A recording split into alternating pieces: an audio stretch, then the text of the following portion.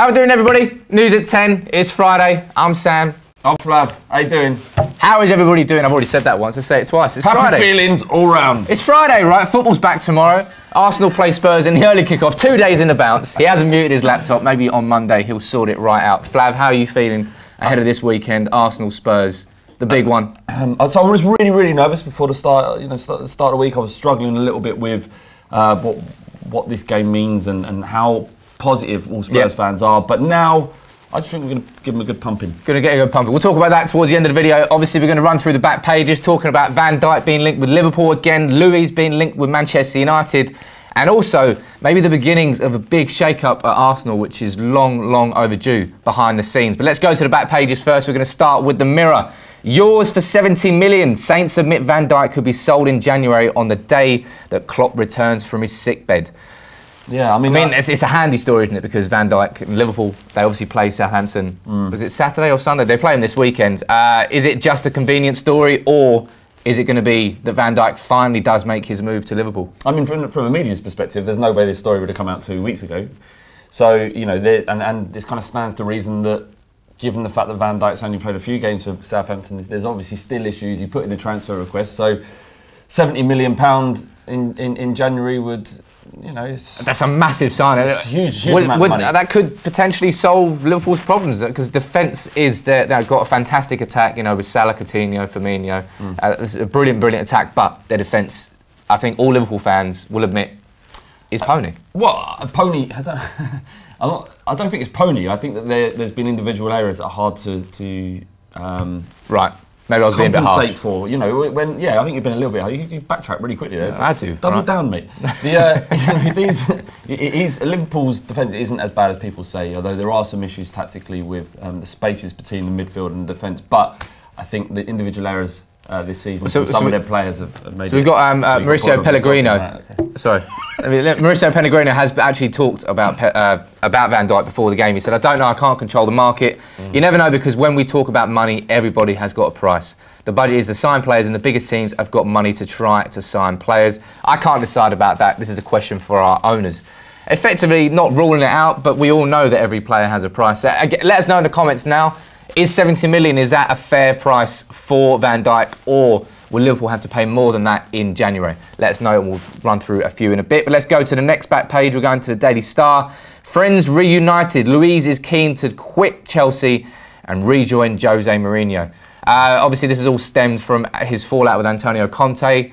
Came after the 3-0 defeat against Roma. Apparently, Luiz questioned Conte's tactics. Then he was dropped for the Chelsea United game. Proved to be good, because Christensen played very well at the back. Chelsea won 1-0. Conte was vindicated, but Luiz to Manchester United, from a neutral perspective, do you think there's any chance of that happening? And from my perspective, what do I think? I just asked myself a question. Sorry. I think he's...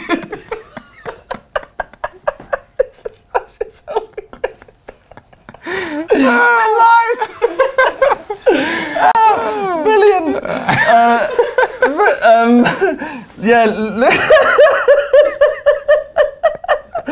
All right, Luiz joining United. Look, he's obviously got some issues between Conte and Luiz. But I just wait. Hang on.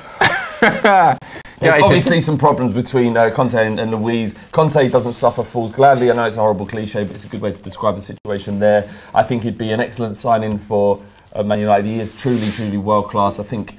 Really think truly world class. World class defender. I do. It's not. There's so much he offers. Like, he's not just. It's not just a centre back. He can also play in that defensive midfield role. Yeah. But crucially, he's class on the ball. The way he strikes the ball and his passing technique for a centre back in the modern era, he's perfect. I think. It all depends on whether Antonio Conte and his relationship with Luiz is completely untenable. And what do you think? I don't think. I mean, of course, you'd like a player like Luiz, but I think United have problems that we could probably solve with better signings than Luiz, but that's my opinion on it. Let's quickly move on from Luiz, please. Let's go to the back page of the Metro. Klopp is all smiles on the back page. Obviously, he was admitted to hospital yesterday. He admitted himself to hospital, but he's all right. right? Yeah. Klopp. Yeah. Thank God. You know what I mean? Like, it's all like, I'm not got a great deal of time for Klopp. You know, as a manager, I find him a bit irritating, but. You know, he's good. No, he's good. He's back. He looks happy. He's smiling, and he's just concentrating on the football now. And we're not going to go to the back page of the Express. It's all talking about David Luiz again. But let's move on to the final story, because I don't want to talk about Luiz anymore. Which is Arsenal negotiated the departure of chief scout Steve Rowley as the overhaul gathers pace. It goes on to say that Ivan Gazidis has tripled the number of support staff around the first team and junior sides at Arsenal. And Rowley will be replaced when the terms of his departure are finished. And Gazidis has also introduced a new performance nutritionist, Richard Allison. Now, the reason this is quite important is because Steve Rowley has been at the club before Wenger was there, like 30, 35 years. And they're saying that Gazidis has now reached the point where he wants to make changes behind the scenes. You also said Klopp's back in training. I'm having a mare. It's Friday, right? Yeah, it's...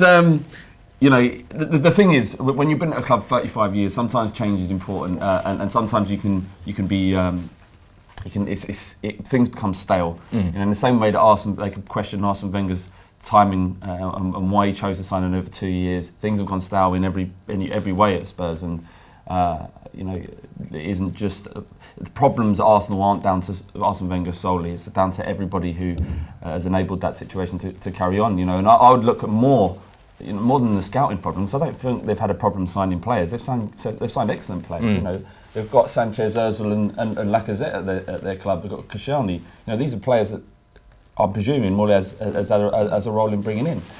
I think the bigger issue at Arsenal is the people that are managing the contracts.